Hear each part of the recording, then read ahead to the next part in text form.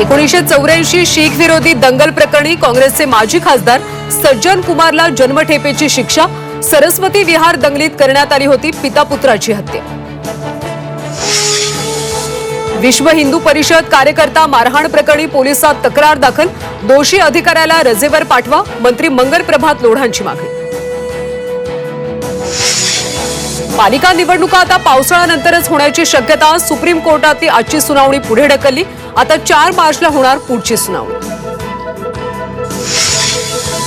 उद्धव राज ठाकरे एकत्र आल्यास आनंद होईल, संजय राऊतांचं विधान। ठाकरे ब्रँड संपवण्याचा डाव अमित शहांनी आखल्याचा राऊतांचा आरोप।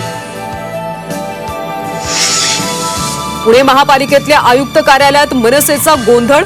मिळकत कर विभागातल्या भ्रष्टाचाराची चौकशी करून कारवाई करण्याच्या मागणीसाठी ठिय्या। देहूतल्या इंद्रायणी नदीने घेतला मोकळा श्वास। इंद्रायणी नदी जलपर्णी मुक्त। पर्यावरण प्रेमी तसंच देहू नगरपंचायत प्रशासनाला यश।